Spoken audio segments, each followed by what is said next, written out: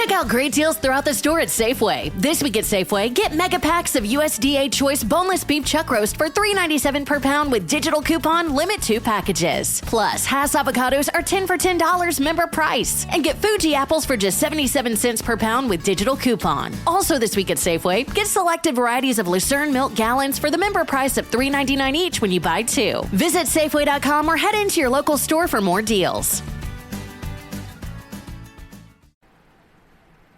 I'll tell you the honest truth, I am so glad that movie was over. Not only did it hold up time for me coming here tonight, but it also got in the way in terms of everything else. I know what I said about the Forgotten Tales movie, but this movie dealing with pizza and gore just sucked. And not only that, the pizza was only in it for the smallest part of the movie, and it was the most interesting thing. Ugh, terrible film, terrible. But other than that, though, no, their ears don't deceive them. I'm here right now because this is a Secret Saturday special hosted on Welcome to the J-Man Show here on J360 Radio.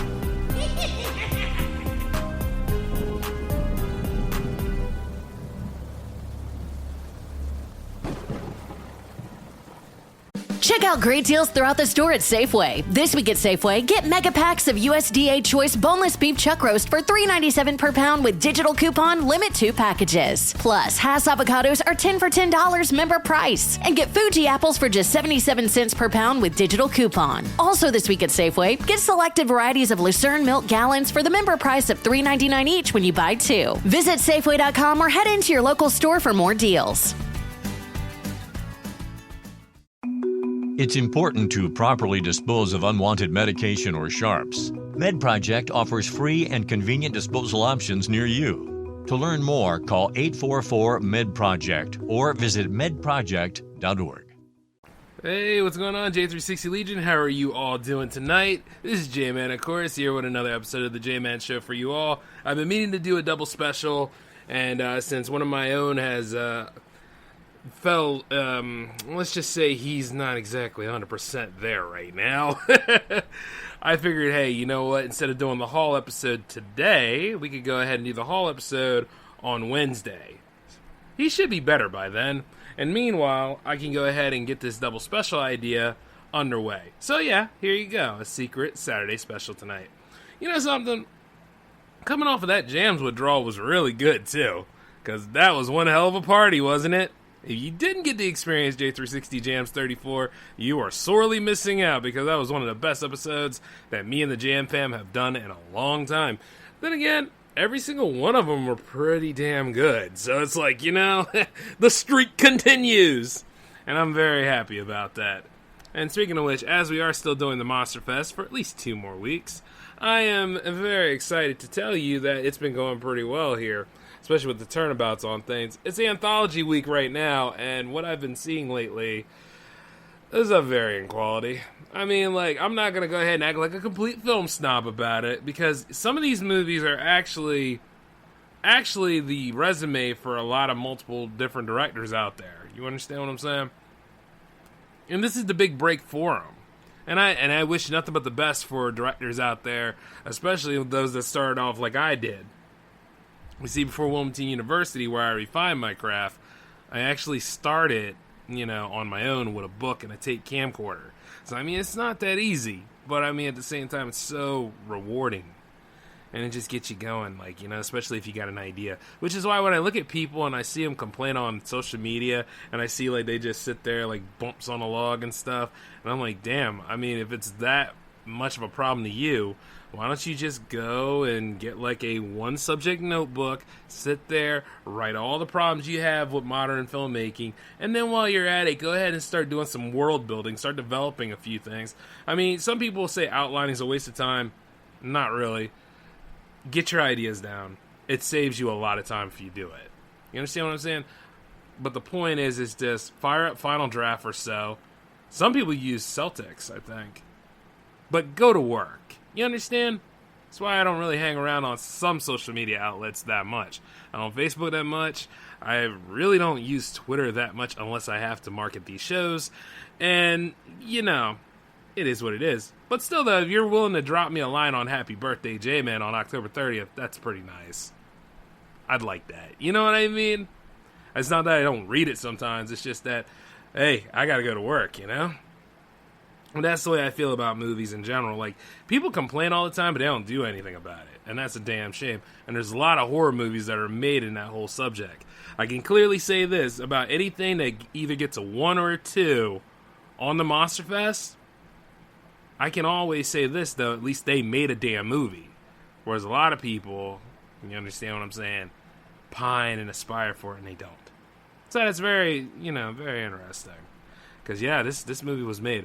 However, like, Forgotten Tales, you can tell, like, it was kind of boring in some aspects. It was 3 different stories, and then only 2 of them interlocked with each other, whereas the one that's in the middle, kind of iffy, but it was boring at times, too, because they used the whole when a stranger calls template.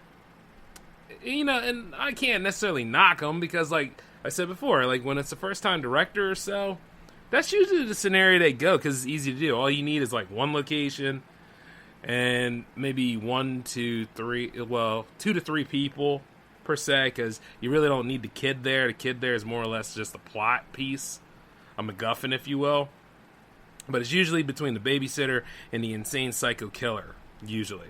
And you never really see the parents sometimes. You know, sometimes it opens with them in the house while it's all going down. And I was looking at that and I was like, you know, as I go about this, I'm like, I'm not trying to judge this movie entirely. But, you know, at least the girl was fighting back against the psycho killer as I was riffing it, you know? And I'm like, yeah, she's holding her own. She's not falling around. She's not tripping anywhere. She's not, you know what I'm saying? She's not showing she's weak at all. She's really standing against this otherwise intimidating person. The problem is that the guy was, so, how can I put it? Like, you know, they have he's chewing the scenery something awful. And it gets to the point where it's like he's trying to be smooth and he's trying to be a psycho killer. It's like, nah, bro. You gotta pick one. Are you doing a music video? Or are you doing one that's actually gonna, you know, keep me interested? And then later on, it got real interesting, especially with their final standoff, which is why I didn't do a whole riff on that. I was like, oh, hey, now this is getting pretty good. Because she finally brandishes a knife, and she's willing to go ahead and take him out before he takes her out. That's what I like to see. You know what I mean? A little proactivity there. And it was, at the end of that was, like, satisfying because you got to see that she actually survived the night, whereas a lot of people didn't. I don't even think the person she was looking over would survive the night, I think. No, it didn't. And she left the home and all that. So that was actually pretty cool. And I think, if I remember correctly, was it the guy that hired her who was actually the psycho killer? See, that's an interesting twist.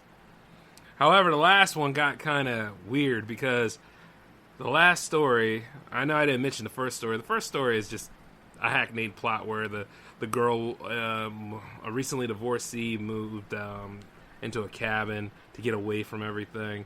And she sees a ghost, and that ghost was warning her.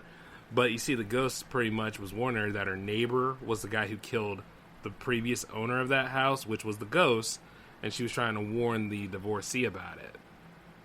You know, and you see where this is going, because there's like cabin fever plots to this, and, you know, above and beyond on things. And then there's like multiple anthology series episodes that deal with that same thing where the ghost is saying like, no, you got to protect yourself against this person. I'm going to help you kill him. And then there's times where it realized that the person is schizo and there's no ghost there. Now that's actually pretty twisty. I like that. But this one was just, we're getting through this. So that one kind of prods along as well.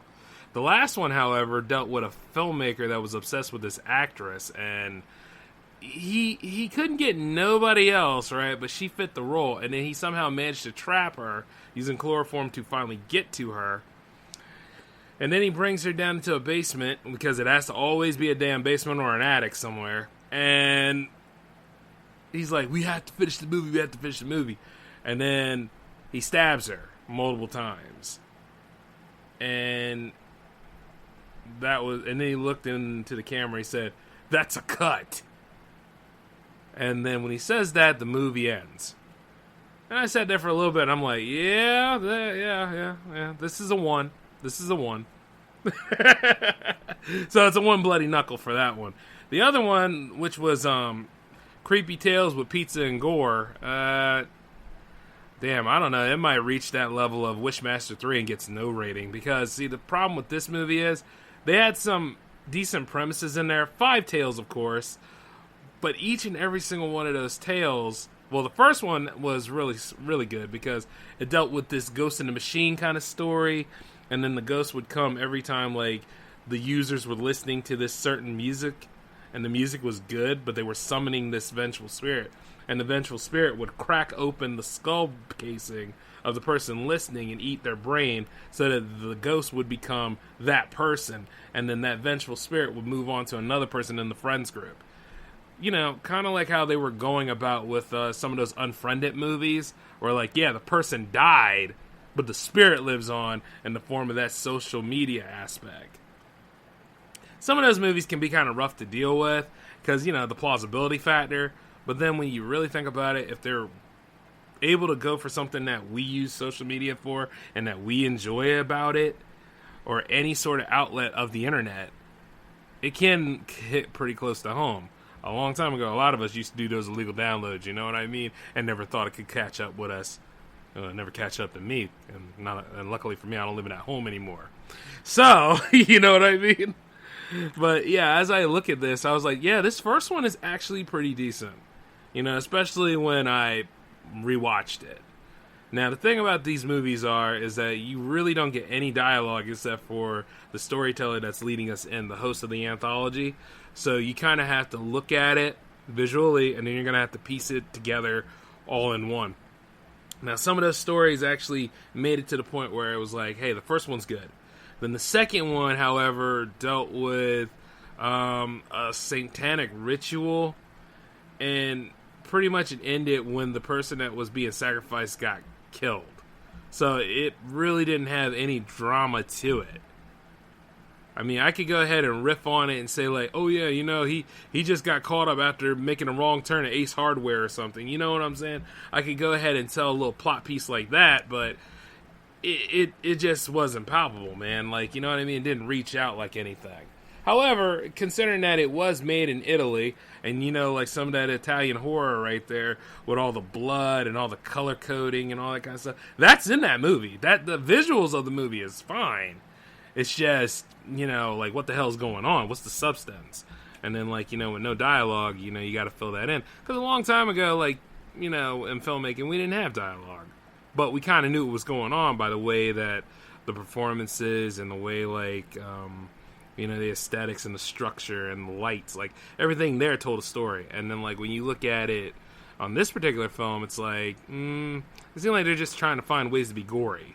So that's what happened with that first one. Is that one actually told you a story, but this one was like, well, I don't know about it carrying over, and you see the satanic signs, and you're like, yeah, they're going to sacrifice somebody, and it turned out to be this one dude. Maybe he was something that was important to him. I don't know. Anyway, scratch that one. It just didn't matter. The third one, on the other hand, was dealing with a demon being summoned, or somebody was alone at home, and a demon was coming back from the dead or something like that. It was like her long-lost girlfriend or something. This one didn't go in depth with too much either, because eventually she walked out of her home she went to, like, where the satanic shack was or something, and then, like, the demon that of her girlfriend was killing or slaughtering people for a little bit. It didn't go into too much detail with the killings and slaughterings. It just implied it. And then as she came back, you know, she scared the living hell out of her girlfriend. Her girlfriend didn't want nothing to do with her as she came back from the dead. But later on, to make sure she stopped running away, Demon Girl went ahead and decapitated her. So as she laid there, the demon looked right down at her, took something out of her pocket, and it was a ring, slid it on the dead girl's finger, and then slowly but surely climbed up over her and hugged her. And then that was it. And then, like, the host said, "Together forever." Yeah, but you're gonna have to get some deep staples to put that head back together. I don't know. I mean, let me just think about it. Like, I care about my love interest from her head down to her toes. I don't see anything about, like, being with her body when she's decapitated. That's kind of weird. You know what I mean? And that's even me and, like, you know, the dark side standards of things. Like, say, like, if I was a demon and stuff, I'd be like, nah, you gonna be completed, woman. This is how it's gonna work. Things like that. You know, but like I said, that one was, once you realize the substance of it, it's like, oh, okay. And then the fourth one, to hell with the fourth one. The fourth one didn't make any damn sense. And then the fifth one, because, you know, that anchor film could either make or break the anthology. Usually it's the middle one, too, but this one, some of these, they don't even know how to end well, because this one dealt with a killer videotape. Like, one of these last videotapes on Earth became sentient and decided to take revenge on, like, the college student that didn't want nothing to do with it. I guess because they were, you know, the Ring was that popular at the time, so, yeah, VHS tapes, evil VHS tapes, go from here, go from there. But once again, you really don't know, because there's no dialogue to it. And then, like, how did he get the VHS tape in the first place? Those are the questions that I have about it. You understand? And yeah. I mean, like I said, visually it's great. Like, it was interesting to see, like, they took a VHS tape, made it sure, like, in the way they film it, how animated it could be. Like, there was a point where the VHS tape actually had a knife slid, like where a killer would have it slid on its belt, had it slid right there between its tape as it was going after certain people in the hostel.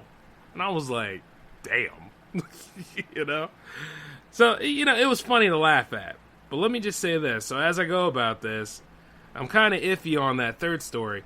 But at least with the first one, and maybe that one with the tape, that's 2 out of 5, and it's still not that great. You see what I'm saying? So, at best, I can say 2 bloody knuckles for that. Visually appealing, but no substance. And that's just for me. And now these films are on Tubi, so you can watch it at any time, and, you know, you could go ahead and look at it and be like, maybe it's a different experience for you, but for me, not the best. I kind of like the one that I saw beforehand called Watch If You Dare. Now, that one was nice. I mean, like, that was the one with the little nutball monster that bit that dude's junk off. Now, I don't know why the hell they would make that one and put it at the fourth end of, you know, at the last end of that movie. But, hey, maybe they just were running out of money and they had to use, like, a quick story to tell us so that we can get through it. Because, you know, when you get to a certain period of time, movies are one of those things that where you're building something, you're losing money every day. And then by the time you're finished, you hope that you can recoup that money back. And it's a very wild industry, you know. So, yeah, but for that movie, let's see, Watch If You Dare, yes. And that was the one that dealt with those evil foodies in it. Now, I don't know if any of y'all have met foodies where people are so obsessed with food that they talk about it from all the way, like, where it was grown at to, like, the chemicals they put in it to make it taste really good, and then all these other things where it's like, you know, hey, shut up, I just want to eat. But you got to enjoy these flavors as they come together, damn it! You know, things like that. And I'm, like, sitting there thinking this. I was like, wow, this is actually a pretty good take. I mean, but then I realized that the dude that they actually brought there is surrounded by people who don't hesitate to eat other people. Throw him right in the tub. They're taking parts of his body out of him. And I was like, damn, okay. They were seriously adamant about this. And then, you know, the thing is, he managed to get up, put up a good fight, managed to take out at least 3 of the most annoying people in that friggin' short story. But I will say this, he should have taken out that blogger chick. I would have liked it if he did that, because she was annoying as hell. She go ahead and tell him about his restaurant and stuff, how it doesn't live up to par, and it's like, wow, what a pretentious jerk.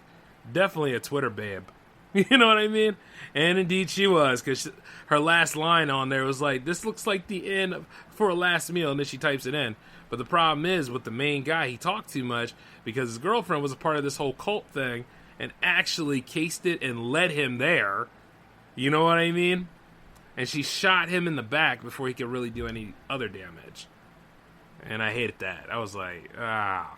But then again, you know, bad things happen to good people, and then sometimes, you know, the ending that occurs in these anthology films are a lot more messed up than they were in the beginning, because you see how hapless most of the people are. But then at the end of the movie, yep, he won't be in to work tomorrow. Just bad things happen to good people. Terrible stuff. Ah, boy. But you know what, like I said, I like that one, though, because that one, I'll give a 3 to that, because they were very ambitious with it. And I'll talk about the other stories, like, when I go ahead and I do my ratings for these things, because as I'm watching them now, I know I got a lot of stuff to throw at you guys on Sunday. So, as I go about that sort of thing, I would definitely go ahead and give you guys a sneak peek of your ratings now. It's special, you know? Oh, boy. There's another anthology film I watched with Al not too long ago. I wish he was here and well enough to tell you how he felt about it. Who knows? Maybe that movie made him sick, because, let's see, it was the drive-in horror show. You know, honestly, the movies that were involved in that one were actually, until you get to that last one, because there was 5 of them, too. The last one was the worst one, because they were out in the woods, and there was this cannibal that was going after them. And once you put 2 and 2 together, it's like, nah, you don't really care anymore. You understand? Like one of those little camping expeditions gone horribly wrong scenarios. But the other ones, though, you know, there was one that dealt with a college student. There was another one that dealt with, I think there was another one that dealt with love, if I'm not mistaken. And then the third one dealt with, hell, I can't even remember that one.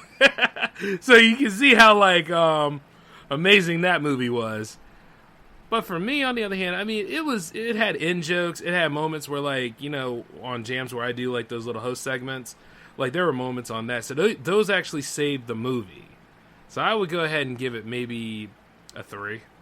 Alan gave it a 2, but he really did not like that last story. And I was like, sorry, bro. That's what we do here on the Monster Fest sometimes. We get a bunch of stinkers, and we get some that are classic. And then we get some that, you know, achieve cult status. And then some movies we try to redeem, like what maybe I'll try to do for Ghostbusters 2016. A lot of y'all hate that movie, but as for me, I haven't seen it in years, so I got to go ahead and I got to do a fresh take on it. So that's what I'll be doing. Torturing myself for the good of my community. Yeah, J360 Legion, this is all about y'all. Damn it. Judy was boring. Hello. Then Judy discovered ChumbaCasino.com. It's my little escape. Now Judy's the life of the party. Oh, baby, mama's bringing home the bacon. Whoa, take it easy, Judy. The Chumba life is for everybody. So go to ChumbaCasino.com and play over 100 casino-style games. Join today and play for free for your chance to redeem some serious prizes. ChumbaCasino.com. No purchase necessary. Void where prohibited by law. 18 plus terms and conditions apply. See website for details. With Lucky Land Slots, you can get lucky just about anywhere. Dearly beloved, we are gathered here today to... Has anyone seen the bride and groom? Sorry, we're here. We were getting lucky in the limo and we lost track of time. No, Lucky Land Casino, with cash prizes that add up quicker than a guest registry. In that case, I pronounce you lucky. Play for free at LuckyLandSlots.com. Daily bonuses are waiting. No purchase necessary. Void where prohibited by law. 18 plus. Terms and conditions apply. See website for details. All right, but hey, speaking of anthologies, though, it's time to go ahead and do some Nightmare Tales. And I know a lot of y'all are excited about that. And I found one that was pretty reaching out for a lot of y'all out there who are trying to jump into the dating scene. This one is called Speed Dating. I attended a speed dating event with my friend Mindy. I think I found someone, she gushed to me during one of the breaks. I felt a twinge of jealousy. So far, the best contender I found was a Nick Beard who smelled strongly of pickles, who was also a liar. What about you, she asked. Some dumb guy who claims that he can make 6 digits as a life coach. I said, I can't stand liars, but anyway, which one is yours? She lifted a red lacquered nail and pointed. A lanky man leaned against the bar.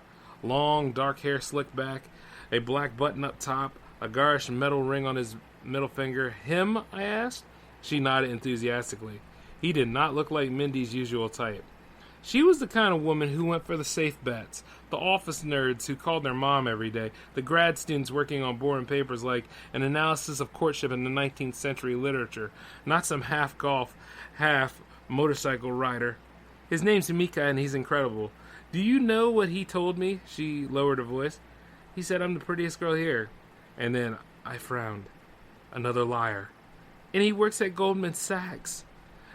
That guy works at Goldman Sachs? Definitely a liar. She nodded. I scoffed. I didn't know they hired goths. And then she said, what? He's not a goth. He totally is. The ring, the long hair, the black shirt. Wow, get a little stereotyping in this story, huh? What? His hair is short. I don't understand. Ding, ding, ding. Before I could reply, the event coordinator rang the bell, signaling that the second half was about to begin. I made my way back to my little table on the other side of the room from Mindy, which I was now thankful for, and took a sloppy gulp of wine. Wow, she's a keeper. Hello. I looked up, and across from me sat Mika. He was even more weirdly dressed up close. The first button of his shirt was undone, showing a gratuitous tuft of chest hair. His hands shone in the lights as if mightily greasy. Somehow, though, he was still kind of attractive, like those fries that have been sitting in your refrigerator for a week, and even though they're all soggy and gross, all you want to do is eat them as fast as you can. Damn, she's got problems. I'm Amanda, I said. Mika. So, Mika, what do you do? What don't I do? He said under his breath with a condescending laugh. Sorry. Nothing. I'm an artist. He's lying to her. I knew it. An awkward silence fell between us. Finally, I started. So, Mika, what do you like to do for fun? He grinned, wider than I'd seen him grin all night. He then leaned in close, lowered his voice to a whisper, and said, I'll tell you exactly what I do for fun. Okay. I like to go riding at night, under the light of the full moon, with just the wind at my back and the stars above me. On a motorcycle? You could say that, yes. Weird reply, but okay. I ride into town, see if there's any fun to be had. He made eye contact with me. See if there's any other speed dating events, for example. So you do this often, I said, not sure exactly where he was going. Have you met anyone you liked? Of course, lots of beautiful girls at these events. Then why are you still looking? He smiled again, leaned in even closer until I could smell the musty, greasy smell of his hair. Because I killed them all. My heart stopped. Excuse me? You know, you're the first woman I've ever met on here who likes an honest man. It's refreshing, actually, he said with a smile. I stared at him, open mouth. I don't understand. You're saying you killed... Ding, ding, ding! He stood up. Nice meeting you, Amanda. Then he was gone. The next guy sliding into his seat. I'm Frank, and you are... I shot up and whipped around, ran to the organizer, and said, that guy, Mika, he just told me he killed some women. I need you to know. She raised an eyebrow. What? Oh, no. My eyes fell on the seat across the room. The empty seat, where Mindy had been sitting before. No. I ran out of the bar onto the sidewalk into the cold, but the streets were covered with people, drunk couples, raucous partygoers. Mindy, I shouted. No reply. An hour later, I was at the station reporting it to the police. I tried, I really did, but every woman at the event gave a different description of what Mika looked like. Some described him as a tall, muscular black man with a velvetly smooth voice. Hey! Others described him as a freckled red hair that had an amazing sense of humor. Still others described him as a bearded lumberjack man. Their descriptions only had one thing in common. He was their type. And the men, they didn't even report seeing any Mika at all. Mindy was eventually found. Her body was found in the forest at the edge of town, but not before her blood had been used to paint a crude landscape on the concrete drainage pipe near the lake. I guess Mika, for me, really was an honest man. Wow, that was pretty damn scary, I'll tell you. You know what I mean? Like, look, see, when it comes to dating in general can be a risk.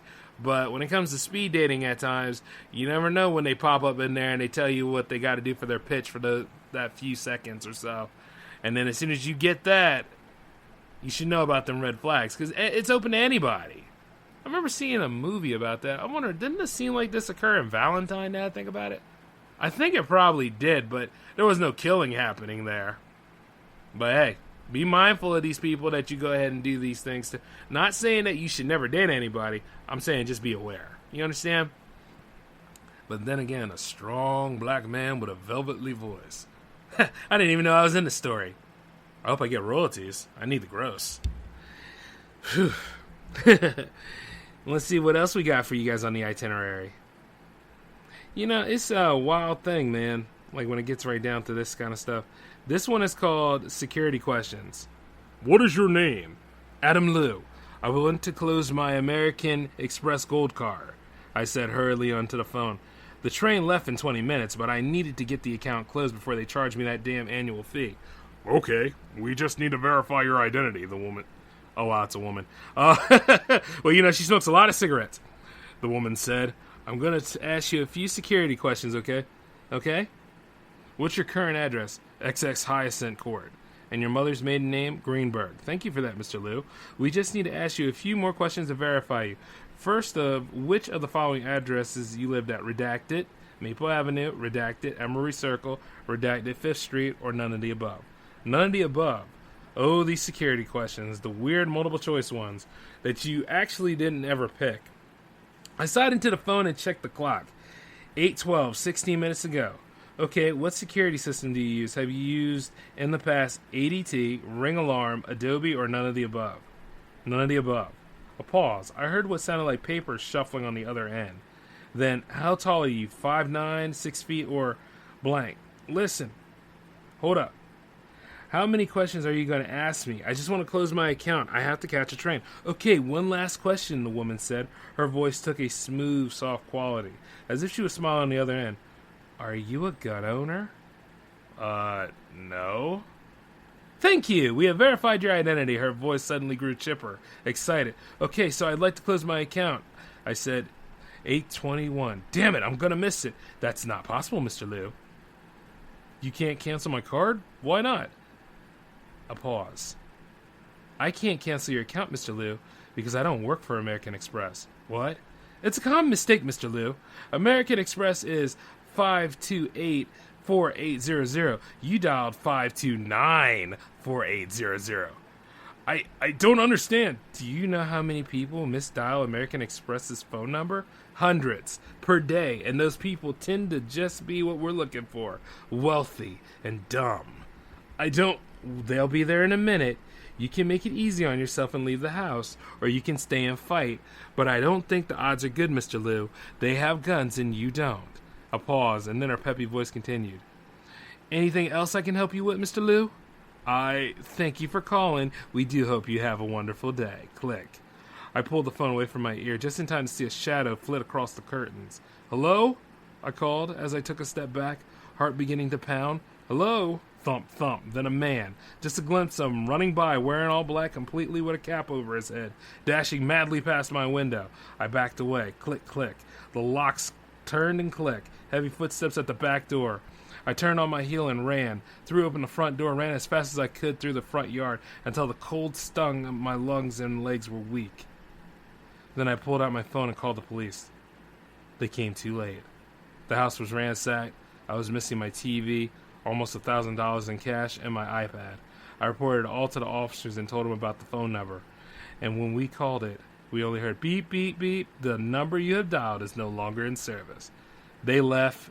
Then I sat in my silence, my mind reeling. Then I got on my computer, an old half-broken thing. No wonder it wasn't stolen, and wrote this post. To warn you, there are hundreds of different ways you can misdial 528-4800. Whoever these people are, jump from number to number pretending to be American Express. They ask security questions to get information out of you, to rob you blind or worse. Don't fall for it. Next time you pick up the phone, don't answer any strange security questions. Yeah, true to form. I mean, they're still trying hard to get a lot of us nowadays. Especially now with this whole pandemic stuff, you know? Or post-pandemic. Nah, it's still going on, but, like, things have gotten a little bit more manageable. But, yeah, like, this one here hits close to home because have you ever, like, had a moment where, you know, you're just sitting there chilling and all of a sudden you get a call and then you answer that phone and then you're like, yeah, this I've never seen this number before, and then you're, like, hesitant to answer or be like, hey, hello? And then it's somebody over there that's like, hey, yeah, and they're all professional sounding at first. And then there's people that go as far as to dig at you on anything. And then there's times where they bleep out where they work at. You know what I'm saying? This stuff is creepy. Like, when you go through it and you get, like, robocallers like that, it can be pretty damaging. Because I remember, like, when I was unemployed, right? Like, really unemployed, and I couldn't even do... This is, like, before I really got serious with J360. But, like... get these callers coming in and they start telling you like, oh yeah, we have jobs opened up, we have all that stuff, until I started really asking them questions, you know what I mean? And then I asked them enough questions to the point where they melt down and they ran away. But yeah, this is true to form, it really hits close to home, so you gotta watch yourself on that sort of thing. Oh boy, oof. Shuddering at the thought of it. And speaking of weird messages, I just got one and I had to look at that for a little bit. Oh boy. Isn't it amazing how you can bring that stuff out true to form? And I'm just wondering this. How could somebody that's over in the awesome country of Zimbabwe need my American dollars to help bring their life back together? You understand what I'm saying? They're talking about like how they're the son of a CEO and they really, really need my help. Now, if I was crazy enough to fall for something like this, which I hope none of you are, how do I know if my money is going into the right bank account? You know, little things like that. And if anything, I should go ahead and write a response talking about how, you know, I'm the son of a billionaire, and, you know, he cut me off, and I need all my money back. So could you loan some of your winnings to me? You know what I'm saying? And then that way it could probably line my pockets up, and then I could go ahead and make some more J360 TV content. That would be wild. Figured I'd tell y'all that little story. But anyway, let's see what else we got on the itinerary. Oh, I'm not reading that one to you. Not reading that one. Yeah, I don't think I'll be reading that one. There's quite a lot of wild stuff, though. But hey, hold on a second. There's something in that corner right quick. I'll be right back.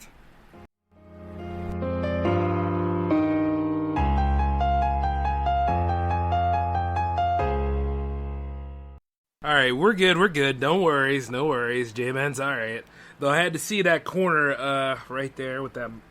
Oh, it's just my jacket. What the hell am I looking at? Sometimes I get so into these stories, guys. I mean, like, you never know if these things start looking at you from time to time, and I'd be like, what the hell? So it's like little moments like that. But I think I got a pretty nice one here for you guys, because I was seeing what it was, and this one is called the Baby Monitor. So, any of you guys got kids out there, this'll I'm just gonna say this, brace yourself. I got you something. John reached into the bye-bye baby bag and pulled out a sleek white box. A baby monitor, one of the fancy video ones. My 3 a.m. visits to the nursery starting to bother you, huh? I asked with a smirk. Maybe a little. I think this will help us both sleep better. I glanced down at the mug in my hands, my 4th cup of coffee. Alright, let's do it. We set it up in the nursery that night. I pointed my camera right at the crib and placed the monitor on my nightstand. I fell asleep watching the black and white video feed of our son, gracefully sleeping with his face in a puddle of drool and his butt in the air. Aww. Thump! I jolted awake. I grabbed the monitor. The feed showed James sleeping peacefully, butt still in the air, but now in a bigger puddle of drool.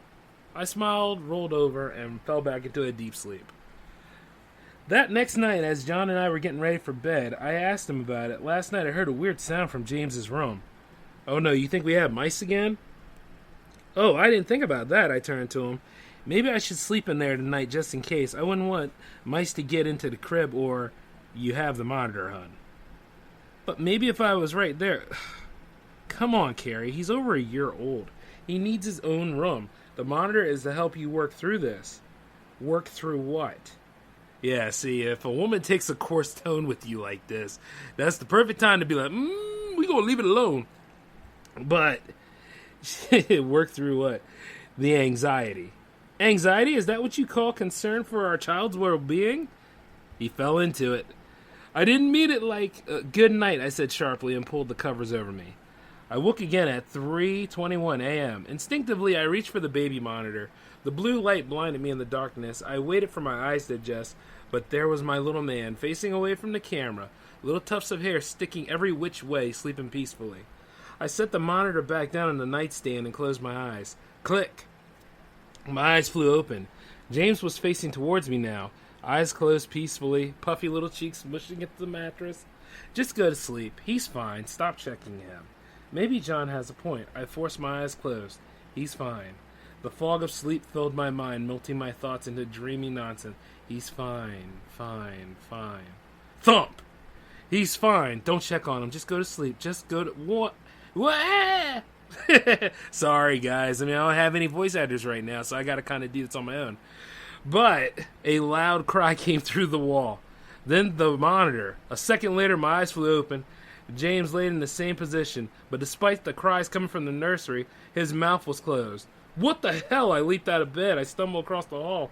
I grabbed the doorknob and yanked it open, running blindly into the room. James was lying in the crib, crying his lungs out, and a dark figure was leaning over him. Get away from him, you bitch! Hey, aliens. I ran to the crib. The figure darted across the room and in an instant slipped out the window. I grabbed James out of the crib and I held him tight against my chest. James, are you okay? Carrie, John came stumbling in. Call the police, I shouted. Someone was in here. As I held James tight against me, something caught my eye. The baby monitor camera, its red light blinking in the darkness. There was something propped up in front of it, a piece of paper. I reached out and turned it over. No. It was a photo of James sleeping peacefully in his crib. See, the thing about that is, with home invasion like that, once again, I know how a lot of y'all feel about guns, but I'm going to have to pop somebody for that. That's getting too damn close to, me and mine. It's not only that, but it's close to where I sleep at night. Can't have people breaking in your house doing that kind of stuff. It's just like that story I read about that homeless person, shacking up in somebody's house. Like, because they left the door open and that person walked right in there, managed to make a home in the cubby door, and able to come in and come out at will to, live off of you. More or less like a parasite on an animal. And it's like, it's wild that this stuff happens. This story right here actually did happen to a couple at some point, where they would go ahead and do this wild stuff, and people on there sitting in, I don't know why they go after the kids, but it's odd that this stuff happens, you know what I mean? And a lot of you parents out there, so you gotta make sure you do what you gotta do to protect you and yours. But this guy would not have escaped me. You understand what I'm saying? It just, I can't. Ooh, that one that kind of scared me. I don't have any kids, but let's see if it messes with any of my nephews out there. Oh yeah. Okay, this one is called, I don't know, because, can you guys really handle another story right now? It's my special, why not? And besides, I got to make up for that time when I went on that commercial break. I'm telling you, my clothes sitting up there in a corner like that was pretty damn scary. You know? But I don't know if I'll read this one to you, because that really hits close to home. This one is called Lime Green Paint. My boyfriend and I are in a long-distance relationship. To make up for it, we Skype all the time. We're on one of these late-night video calls when it happened. Steve stopped mid-sentence and said, "Ray, what's that behind you?" I turned around and there was nothing behind my chair but a blank wall. What are you talking about? The crack in the wall. Harry's going to have a fit. There's nothing wrong with the wall. Oh, really? You don't see that huge crack spanning your entire wall? I turned around again and all I saw was that ugly lime green wall. Harry, the landlord, painted all the apartments in the building like that. All the walls white except for the one blinding lime green accent wall in the main room. No, I don't see it. I sigh and said in my most seductive voice, can we get back to what we were doing? Maybe it's a glitch or some dirt on your camera? I sighed. Check your webcam. Fine. I clicked on the tiny image of myself in the corner. It filled the screen. I froze. Whether it was dirt or a glitch, I couldn't tell, but there did appear to be a jagged, thick black line running through the lime green paint. That's so weird. I rubbed my camera, but it didn't go away. I hung up and re-entered the call, but it didn't go away. It looks bigger now, he said. What? At the beginning, it was just a thin crack. Now it looks like 2 inches wide. Okay, but can we talk about something else now? But it's so weird. As we continued talking, Steve's eyes stayed fixed just over my shoulder the entire time. I tried to ignore it. So Mary said, what are you doing here at the salon in the middle of the night? And I said, right behind you! What? But I didn't have to ask. As my eyes glanced to the small camera feed in the corner, I saw the crack behind me was wide, much wider than before, and 4 fingers were poking out. I got up and ran out of the apartment down the stairs, swung the door open, leapt into the cold night. As I tried to collect myself, I looked up at the apartment building and saw a dark shadow fitted by and from behind the sheer curtains on the third floor. I pulled out my phone and I called the police. I found out a few days later that someone on the 3rd floor went missing that night, a young guy named Charlie Haywood. After a few days of searching, they found his body inside the wall. Yet there was no damage to the wall at all. And the body they found, though it matched Charlie's body by DNA, was in a severe state of decomposition. He was a little more than a skeleton, even though he only disappeared a few days ago. And there's the other thing. As the police continued their investigation, they found out that the ugly lime green paint Harry used wasn't just paint. It was laced with some sort of weird chemical that even the scientists had trouble identifying. And Harry? He disappeared the night the body was found. Ooh, ho, ho, ho. Yo, do y'all even know what your landlord does after you pay him? You know, you try to make sure you keep the building maintained and the maintenance just right. But that right there, oh my God. So make sure you take a look at the cracks in the walls and stuff, because there could be a couple of bodies and some friends in there. Not to mention some other people that were probably annoying in the neighborhood. But you can tell, like, that annoyance there was what really kept it all together. Because you never know what could be in the cracks of your walls now. Security deposit my ass. Matter of fact, I should go ahead and look around at the cracks in my area. You know what I'm saying? Could be somebody in there. Might be even me. Past life me, yeah. I'm just messing around. But yeah, old Harry, he was putting in some extra work. I tell you though, it's just, you know, there's a movie that's like this too. Well, several. But this movie here, it's called 13 Cameras. Y'all should check that out sometime. And while you're at it, like, check out the sequel, 14 Cameras, too. But, man, this is true to form here. So, you know, like certain times when I do these nightmare tales, I like to go ahead and take it to that avenue. But, you know, if some of y'all stay up late because of it, I would say I'm not liable, but I don't know, maybe I'm liable for this one. You know what? Let's see. Do we have enough for one more story? Yeah, I think we do. This one is called My College Roommate. Last fall, I started college. I hated it. The classes were hard, the people were cold, and I had a hard time making friends. Yeah, that sounds like freshman year. And then there was Addison. Addison was my roommate. We were randomly assigned by computer, and it couldn't have been more obvious. We had nothing in common. I was nerdy, self-conscious, tall girl that frequented the computer labs. She was a blonde, petite softball player that spent her Saturday nights partying and her Sunday mornings in church. She was friendly enough. When we both happened to be in the room at the same time, she'd say hello. And then sometimes she'd borrow my shampoo, without asking, of course. And sometimes I'd borrow one of her fancy-smancy granola bars in retaliation. Generally, things were okay, even though they weren't great. Until the night of October 19th. I got back late from an engineering class as I felt the chill leave my cheeks in the warm hallway of our dorm. I heard a scream from our room. Addison. Then she yelled, "No, get out!" I ran to the door, shoved my key into the lock, and I thought I was about to stumble on an attempted rape. Addison didn't exactly hang out with the best crowd, and she had a posse of frat guys that followed her like bees after honey. Addison, are you okay? She was alone, just laying there, crumpled on the bed all by herself. When she heard me, she whipped around in surprise. Oh, sorry, I must have fallen asleep, she said. She sat up and stretched. Sorry, what were you saying? No, I heard you yelling. Are you okay? Yeah, I'm fine. I must have been talking in my sleep. I haven't done that since middle school, she let out a little giggle. Sleeping. My eyes fell on the bed where her phone lay. It was mid-call with someone. I could see the little picture icon on the screen, see the number, timing, and the length of the call. Were you on the phone with somebody? No, I was asleep. I stared at her. Okay. I decided not to press it. Maybe it's just a fight with a hometown boyfriend or something, or her parents. But then why did she say get out? No one was in the room with her.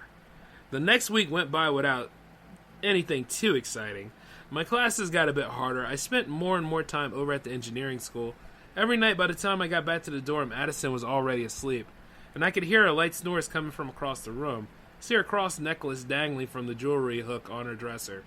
On Friday night, I got home a little earlier than usual. I didn't have a problem set due until Tuesday, so I figured I'd just relax a bit. So as I walked down the hallway, it was dead silent, the lights flickering overhead, and I felt a chill course through my body. I have never seen the building this empty. I immediately shook my head, trying to extinguish the thought. There's nothing wrong with a dorm being empty on Friday night. People go into town, hang out with their friends. Some even take trains into the city for the weekend. The lights flickered again. And besides, there's probably some people here. They're just sleeping on the computer or something. Yeah, okay. My footsteps softly thumped across the carpet. The gold 21 screwed to our door came into view, and I pulled out my key with a jingle, and I twisted them into the lock. I twisted the doorknob. The room was dark. Addison out partying as usual, I thought to myself with an eye roll.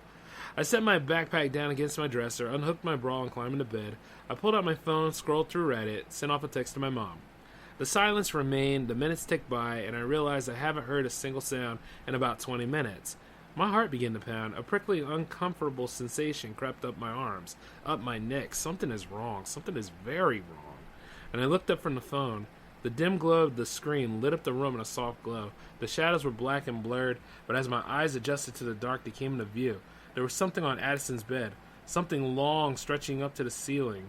I squinted in the darkness. It was Addison, standing on her bed, her head almost touching the ceiling, staring down at me. I yelped and jumped back. Addison, what are you doing up there? I shrieked.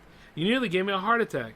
She opened her mouth. It seemed to stretch wider than ever before, in a sunken O shape that was blacker than the shadows around her. Damn. I already got the others. I ran out of the room, down the hallway, footsteps pounded behind me. I raced down the stairs, the lights flickered. I swung open the door, and then I collapsed, gasping in the cold, crisp air. They found the bodies the next day. 17 people totaled, all of them dead in their rooms because of death, asphyxiation, even though none of them were hanging from ropes or showed any signs of being strangled. Addison herself was found dead in our dorm room, splayed out across her bed, the cross hanging from her neck, upside down. Damn. So, wow. You know, when I did dorm life, right, and this is before I went to WilMU. I went to another college before WilMU, but dorm life was pretty weird. And especially around, like, homecoming time when people start showing off. And this particular thing, God, was she part of a doomsday cult or something like that, you know? Like was she part of a sorority group that specializes in this, you know, because they used to do wild stuff. See, nowadays, you don't get to do any of those crazy things that you see off of, like, School Days or Animal House, like, because they actually put a stop to a lot of that stuff because they said, like, people were getting killed, people were getting hurt. But this makes me wonder exactly what kind of crowd she was hanging around with if they're strangling each other and stuff. You get my drift? So, yeah. But, you know, in any of these college roommate stories, it's usually somebody that we always see the protagonist and what they go through. They never really run with the popular group. But at the same time, the one that's the roommate, however, is the one that usually starts all the stuff. So it's like, I figured it would either be her doing the killing or she be killed on her way back from a party or something like that. which is plausible because a lot of that college lifestyle does tend to be true. But I don't know if you would kill your college roommate to get straight A's for a whole semester, right? Would you? I don't know. Question for why am I saying that? This is definitely Monster Fest season because usually I'm pretty tactful about the questions I ask. Well, you know what, folks? I think we're about hitting that time. Wait, this one could be good for you guys, though. Let's go ahead and give you one more story, because these things are pretty good. This one's called Hanging from a Tree. I left her alone for 30 seconds to grab some water. When I came back, she was gone. Casey, where are you? As if she could reply. She's only 16 months old. She knows like 5 words. Casey, the panic set in. I ran over to the pile of toys in the living room. The stairs she liked to climb, the bookshelf with the Goodnight Precious laying on top. She wasn't there. What's wrong? Mark asked, poking his head out of the den. The fathers in these stories are usually like that, aren't they? That's the thing about us. We show up after the event. But we gonna save the day, though. I'd like to think. Who? I can't find Casey. Wasn't she in the family room? Weren't you watching her? I was, but I went to get some water. Now she's gone. A look of panic set into his face. He ran out of the room and followed me across the downstairs, shouting for her. I walked across the foyer. The front door was slightly open. Oh, damn. No, there's no way she could have opened that all by herself. She was barely even tall enough to reach the handle. Mark, over here. I swung the door open. Cars whizzed by it on the road. Puddles collected in the damp grass. No. Did she go out in the road? The dread settled heavily in my heart. This can't be happening. Oh, God, no. Oh, God, no. Oh, please, no. Mark took off running towards the road. She's not here, he called, peering into the bushes across the side of the road. I whipped around, scanning the front yard. Casey, I screamed, as loud as I could muster. I listened for her soft little babbling, for pattering footsteps through the mud, but only silence reached my ears. Right now she could be dying, running in the woods, tripling in the brambles, falling face down in a puddle. I glanced around the yard. It became a blur of green grass, white sky, the gravity of the thought that what I chose to do in the next few minutes could decide life or death for my daughter fell upon me. I was paralyzed. And what if someone took her? No, there was no way. We would have heard them come in. Amanda? Mark was calling from the backyard. Amanda! I took off across the grass, my feet slipping in the mud as I rounded the corner of the house. A terrible sight came into view. A tiny pink dot at the far end of the yard, hanging from the gray, twisting branch of a tree. Casey, I screamed, my voice now hoarse. Casey! Mark stood there at the base of the tree, paralyzed, staring up at her. I got to the tree. There, I recognized everything. Her little mouse print pink shirt, her brown curls, her light blue stretchy pants pulled over her motionless legs. She hung there in one of the lowest branches as a corpse. Oh, God, no. I kicked off my shoes, and I pulled myself up, and I grabbed her by the arm and carefully pulled her through the branches. She was too cold, too light. Casey, I was staring at a doll made to look like my daughter. Brown curls, blue eyes, and an outfit I often dressed her in. I began to sob, aching, scratched by the branches. I slowly lowered myself into the grass. The doll fell to the ground. Mark let out a strangled cry, and we stood there, frozen, trying to process what was going on. Crack! We both looked up. In the shadows of the forest beyond the backyard, something was moving. A deer? I took a few seconds to process the shifting brown shape among the trees. I froze. It was a man wearing hunter's camouflage, running back into the woods. A heavy brown bag swung over his shoulder. We chased after him, called the police, shouted, and made all the noise we could. About a quarter of a mile in the forest, he dropped the bag and continued by foot. When we ripped it open, there was Casey, terrified, red-faced, mouth taped shut. I cannot even begin to describe how I felt when I saw my daughter alive. The police caught him a half an hour later, hiding in the brambles by the old creek. I bought some guns, I added shiny new locks to the front door, and I installed a ton of security cameras overlooking our backyard in the woods. If it ever happens again, we will be ready. Damn! Hey man, it doesn't take much for somebody to try to hijack, like I said, you and yours. You should always have a way of defending yourself, and you should always be going with a little forethought on anything. That stuff is crazy, man. You know, what was he gonna do with the kid? You understand what I'm saying? Like, what was that hunt? Definitely a hunter, but not all hunters are like this. God, there's always that one, right? Like, you know, does it ever get you guys thinking, like, this stuff's twisted, man? See, the thing is, it's not just a supernatural monster. It's these real-life monsters we live with. And see, like, whereas, like, when you read about how certain monsters are tragic, don't let it deter you from the fact that some monsters willfully do some evil things. Like, this is pretty much kidnapping, and then he made a decoy to lead the parents astray, like that their daughter is dead, and he had her in a bag, a duffel bag. Damn. I'm sorry. Once again, it's one of those scenarios like, if it was mine, I'm going to jail. I'm going to jail for a very long time because I'm going to kill that bastard. You know what I'm saying?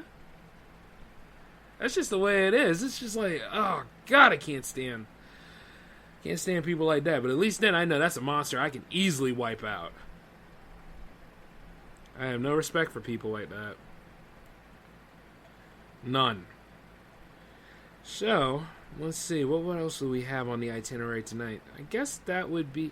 You know, really, I wouldn't want to just end the whole scenario like that, though. I do want to go ahead and make something laugh, you know, keep the show light, for instance, but nah, I think that about does it for this kind of round. Oh, wait, no, I'll give you guys a light story. You know, as I was working on a few things, I went to go visit my parents, right? And my mom happily came around, like, yeah, we're on better terms these days. And she told me this. She's like, Jay, it's coming. And I was like, what? And she was like, 6 days. And I was like, 6 days of what? And she's like, 6 days until I squirted you out in the world. And I was like, oh. So, you know, at the end of the day, she doesn't show that much, but she does have that J-Man humor there where I get a lot of that from her. I know I get a lot of my sarcasm and everything from my pops. But when she said that, man, and this is me trying to have breakfast with my dad and everything. And damn, I couldn't eat those eggs at all.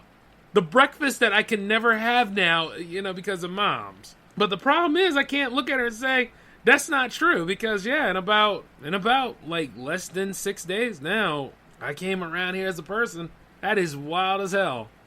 And you know, the thing is, she completely caught me off guard, so I'm like looking at that, I'm like, oh, damn, okay. So, you know, I don't know what it is. Like, around the time of your birth, your parents will always, especially when you reach adulthood, your parents will always shoot off those embarrassing moments. And they know how to check you at that time. And, you know, when my parents do check me like that, I have more respect for them than they know. Because there are times where the humble effect comes in so many ways, but that particular way, that makes me laugh. And, you know, indeed, like when October 30th gets here, that's All Hail J-Man Day. There's not going to be any shows on that day. Friday still, no, there is going to be a hangout on Friday. It won't be live or anything. So, you know, like the schedule is going to be a little unique coming up. And I was thinking this for the rest of the Monster Fest, right?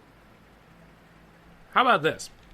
I don't do any solo shows. I go ahead and I work with the tribe. I go ahead and get you guys more involved for the last part there. You know? Of course I'm going to be riffing movies and throwing those up. Yeah. And then, of course, the ratings are all going to be caught up. A lot of those things are going to be landing on J360productions.com tomorrow. But you see, like, as we go through these things, I figure, you know, this should be more of a social event, too. And anybody who listens to the shows are allowed to go ahead and partake. Like, if you got a movie that you wanted to talk about, hey, talk about it. I would like to see more stuff come in on the Monster Fest Hall. Yeah. So, hey, the only way I'll know if it works is if I try it, right? So, stand by for some cool stuff next week, okay? And yeah, I know this episode was kind of weird, but hey, I was prepared to go ahead and do something very fancy for you guys because you all deserve it. I am always thankful of those that listen to the J-Man Show or any of the J360 shows. And for those that have been asking, no, Jams is not going to be canceled. Jams is going to be around for a while. It's just that Jams is going to have a change of the guard in some aspects. There's going to be lots of new people coming in. But yeah, we're going to be here working on this content for a very long time. But until then, though, I want to say Happy Monster Fest to you guys. It's time for me to get on out of here. I got some more things to look into. And I hope you all enjoyed the special tonight, because it was fun putting it together for y'all. Laters.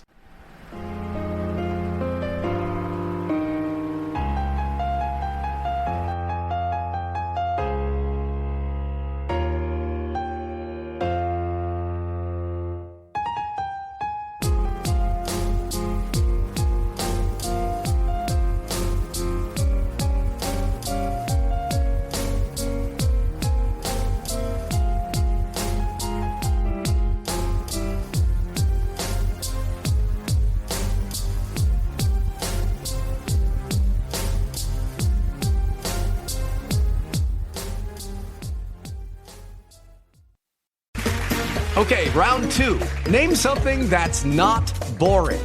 A laundry? Ooh, a book club. Computer solitaire, huh? Ah, oh, sorry, we were looking for Chumba Casino. That's right, ChumbaCasino.com has over 100 casino-style games. Join today and play for free for your chance to redeem some serious prizes. ChumbaCasino.com. No purchase necessary. Void where prohibited by law. 18+. Terms and conditions apply. See website for details. With Lucky Land Slots, you can get lucky just about anywhere. Dearly beloved, we are gathered here today to... Has anyone seen the bride and groom? Sorry, we're here. We were getting lucky in the limo and we lost track of time. No, Lucky Land Casino, with cash prizes that add up quicker than a guest registry. In that case, I pronounce you lucky. Play for free at LuckyLandSlots.com. Daily bonuses are waiting. No purchase necessary. Void where prohibited by law. 18+. Terms and conditions apply. See website for details.